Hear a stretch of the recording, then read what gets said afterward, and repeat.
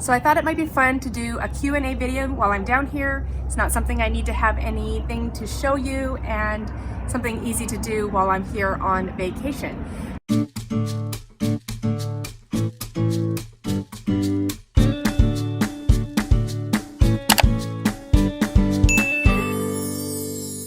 Hi friends, welcome back to Calm in the Chaos Homeschool.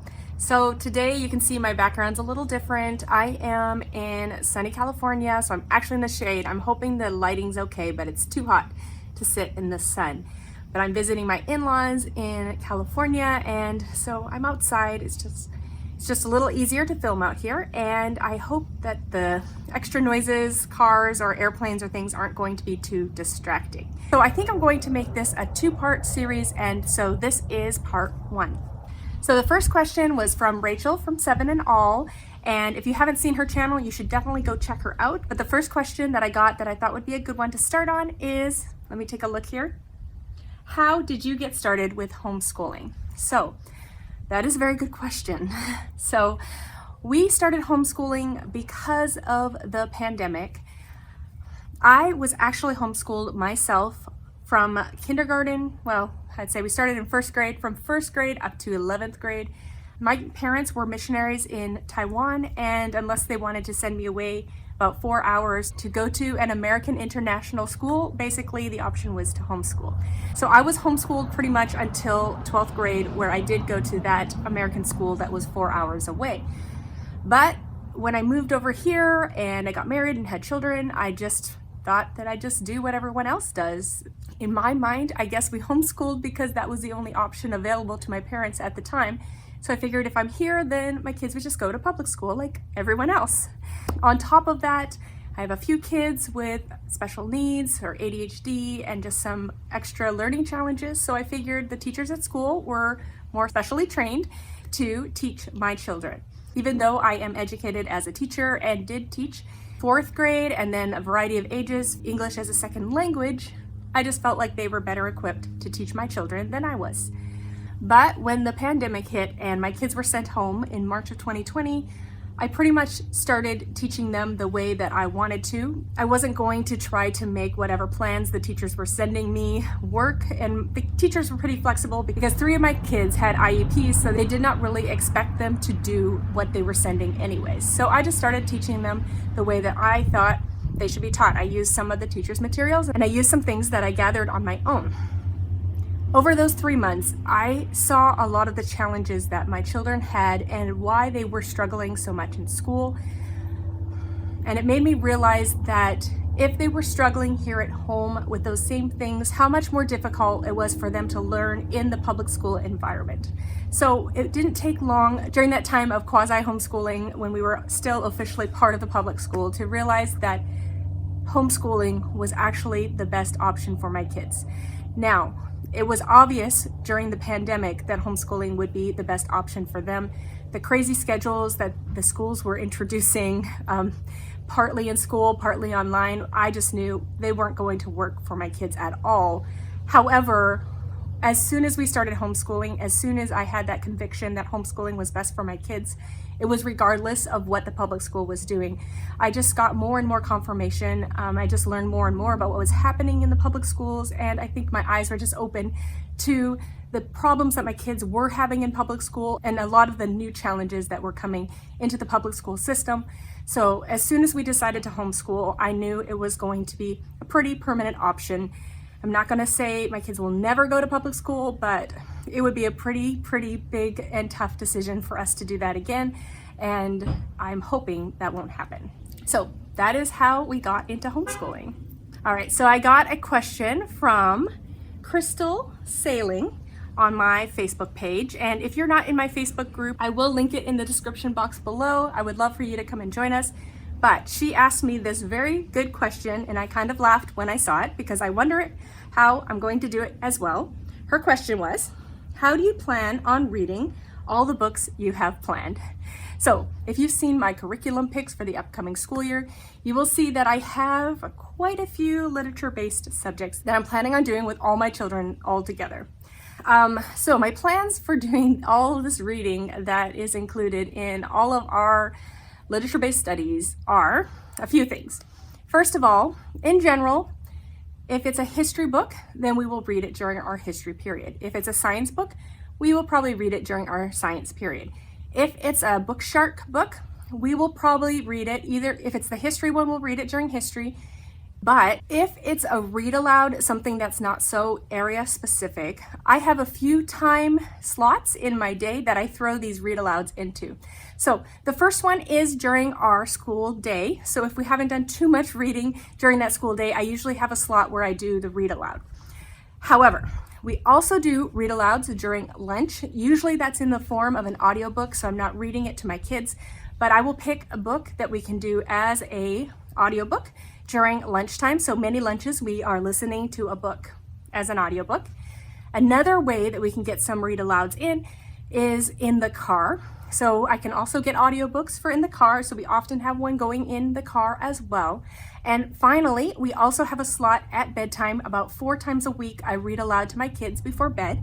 So that is another time to slot in those read alouds. So if there's a book that seems like it will fit in one of these, I would say lunch, car, or nighttime read alouds, if it will fit in those time periods pretty well, then I'll just do it during one of those slots. If it seems very specific to the subject, then I will probably do it during the time that I have allotted for that subject. So I hope that answers the question, and we'll see how we get through all these literature-based studies this year. And another thing is, I'm not concerned about the timeline. I have a lot of curriculum picked, and I know it's probably going to take me way more than this school year to complete it all. So we'll just get as far as we get, and we'll just continue on into the new school year with whatever we have left. So I hope that answers your question. All right, so I have another question here from, if you haven't already, but let's see. Shauna asks me, what do you like the most about homeschooling, and what do you dislike the most? So let's see.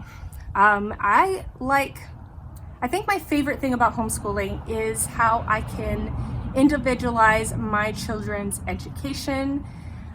I think everyone has very unique children, and I definitely have some children with unique abilities and challenges, and I really love how I can customize each area of their homeschool to suit them.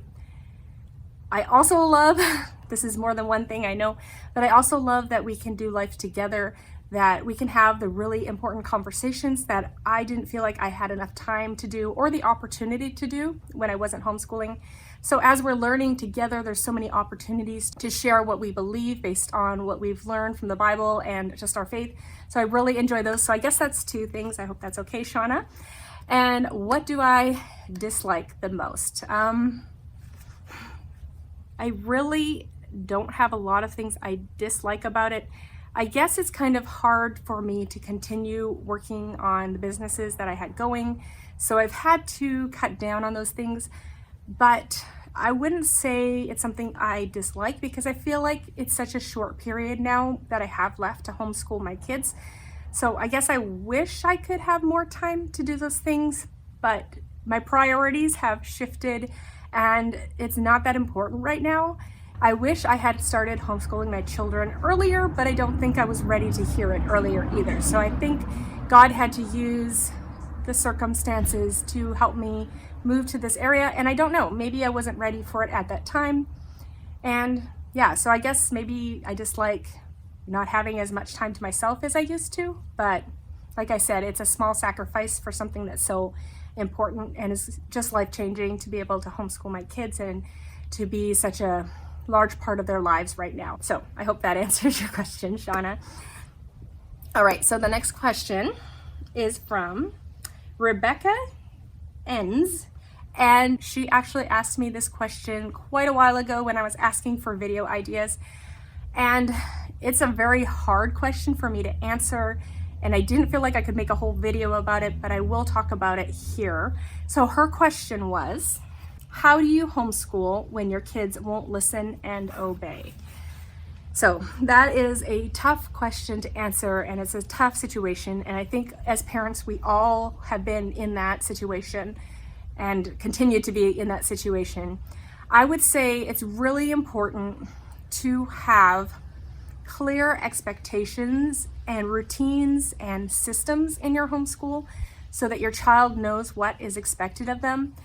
Along with that, I think it's really important that what you're expecting from your child is developmentally appropriate, just being very sensitive to where they're at and being able to push them just the right amount, but not too much. So I feel like some curriculums may not be suitable for your particular child based on their development or their personalities. So I think kind of respecting them as a person and making sure that what you're asking them to do is appropriate for them in the place that they are at. But let's see, as far as getting your kids to listen and obey, I do have particularly my youngest son. He is very opinionated, very stubborn, very strong-willed, has very creative, has his own ideas of what he should do and what should happen. And I feel like he was not getting a great education at school because of these things, because the teachers could only do so much. They couldn't require too much of him because there's only so much that they could do. So I felt like he really, even though he's really smart and picks things up super easily, he wasn't actually learning a lot at school because of the way he is wired and his personality. So for him, what I have to do is I have to be pretty systematic and pretty routine and slowly build up to what I needed him to do. So for a while there, we were fighting. It's time to do this. He didn't want to do it. Really, I just say, okay, well, you can do this or you can go into your room. And when you're ready to come out and do it, come on out. And some days that would mean nothing would get done. But over time, slowly, as I ensured that he was not able to do the things that he maybe wanted to do until he had completed what was required of him, he just figured it out over time. It took time, and it's really hard when we get out of routine to get back in. So then we have to do it all over again. But I think it's a part of habit training. It's a part of just being consistent and just letting your child know what's expected. And if they choose to just go sit in their room all day, there's not a lot to do in there, but that's his choice. So that's kind of how I've dealt with it in general. I will say another thing that we have to deal with a lot in our homeschool is attitude. So in my homeschool, I don't reward my kids on completing something. I don't reward them on doing amazingly at something. I generally reward them on their attitude. If they are doing their work with a good attitude, whether or not it's difficult, whether or not it's easy, I try to reward their attitude. So I try to focus more on how they're coming to their work than the result that we get from the work. So I don't know if that's right or wrong, but I think that's just so important. When you come to something with a good attitude, things just end up better than if you come to something with a bad attitude. So we focus a lot on that in our homeschool. So the next questions I have are questions that I've gotten from people in comments below some of my videos that I thought would be good answers that I could share on something like this. I'm not going to say the names of the people asking these questions just because I feel like that's sort of a conversation between myself and them. They didn't ask the question thinking it'd be in a video. So I'm just going to say the question, but I'm not going to mention who asked the question. All right, so I got this question about 2 days ago, and it says, "Hi, I'm new to your channel, but I just subscribed earlier today. Do you ever have struggles with a child who is not working as independently as he or she could? Example, not due to a learning challenge, but because they just want you by their side. This is my first year homeschooling my 11-year-old son, but I also work full-time, hybrid, but mostly from home. I'm still trying to work out the routine. I love the different curriculum so far, and I'm actually learning a ton. I do want to read and learn with him, but there are times when I just cannot sit down with him. Some days it's fine. Just wondering how others balance it all." So thank you for that question. It's a very good question. I would say 2 of my kids are still sort of in that category, particularly my oldest child. There are some learning challenges there, so I think there's a lot of lack of confidence from being in school and from being either required to do work that was not at her level or just not being required to do work at all. So particularly in the area of math, I've had to sit by her while she does her math in general. Now, things are getting better. We are going into our 3rd year of homeschooling, so we'll see how things go this year. But I would say at the very beginning, I had to be with her most of the time, especially for math, but for other subjects too. I had to look over her shoulder, or she might just do a bunch of things and not get it and not understand it, but just try to rush to be done. But particularly with math, we have been working at her pace and she's been learning a lot and just building that confidence. So I think what I do with her with math is I do set aside certain times where I am working with her on certain things. So she needs to decide what are those things that she needs help with the most, or we decide together what are those things that she needs help with the most. And so we focus on those things together during that time.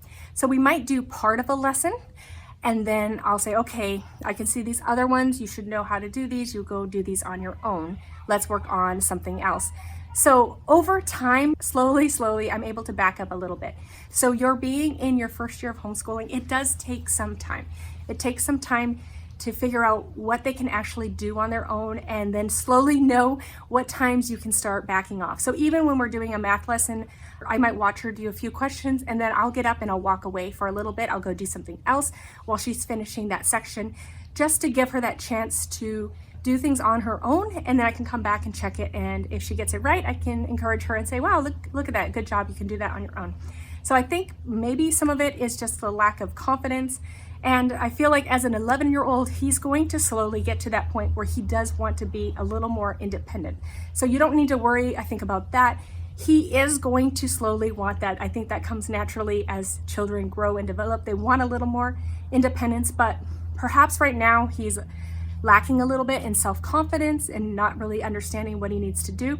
So I guess I would encourage you to just try to pick those things he really needs help with. Make sure you're there for those things, and then pick those things where he can do things on his own, and just set that expectation that he will do those on his own and you'll come back and check it later. So I don't know if that helps. Hopefully that helps. That's been my experience, and I'm still working on my two youngest in getting to that point. I have one who still really wants to come. I think he likes to talk a lot, so he'll come and he'll ask me all these questions, even though he really can do it on his own. But I think it's just that confidence thing. He's not quite confident in what he can do. So I try to just let him do it on his own as much as possible. But I think it just takes time, and they just need to grow up a little bit sometimes. So thank you for that question. I'm gonna do one more for this video. Let's see, I have, how long do you spend on each section each day? You mentioned in another video you spent about 45 minutes a day on your morning basket, but you also have loops for family subjects and individual subjects. All right, so let's see. I did recently put up my schedule video, so that's kind of my plan on my day to day. But in general, we start the day with about 45 minutes to an hour of independent work time. So that's when my daughter's doing her math. That's when I'm watching her do her math. That's when my boys are usually doing their math, so I can be there to answer questions, and we're just sitting there. And so any work that needs me a little more, we do that first. Then we move into like our Bible, so we do a little bit of that. We're going to be doing some language arts or Chinese every day there. And then the last 20 minutes will be some of our morning basket activities, so we'll loop through those. So that's about 45 minutes. Then in the past, we've been taking a 15-minute recess break where the kids can get some snacks or run around outside. And then we come back and we do group subjects. So during group subjects, that is about 45 minutes, I would say. Usually we'll do two of our group subjects. So we do about 20 minutes on science or geography or history, and we'll just do 2 of those subjects. So about 20 minutes per subject there for our group subjects. And then if it's a longer day and we have more time and we don't have things in the afternoon, I will do IEW with the girls, or I'll do Fix It Grammar with the girls. Well, that was last year. And if it's one of the shorter days, we'll just go back, do some more independent work, usually about 40 minutes, 45 minutes, have lunch. And then if we're going somewhere in the afternoon, we head off to what we need to do then. So that is generally our schedule, roughly how long we take on different things. My girls might have a few more things to do after we get back, or in the afternoon after lunch. They will often do 20 minutes of reading and maybe 40 minutes of some more independent work that they can do on their own. So that's kind of what we do. That's generally our schedule in a nutshell. So thank you all for the questions that you sent my way. Thank you for coming today. If you like videos about how to homeschool, how we homeschool, curriculum flip-throughs and reviews, I would love it if you would stick around. Please like this video and subscribe and hit the bell notification so you're notified of when my next video is up. And if you have any more questions for me that you'd like me to answer in a future Q&A video, please do leave it in the comment box below. Thanks for coming today, and I hope to see you in my next video. Goodbye, everyone.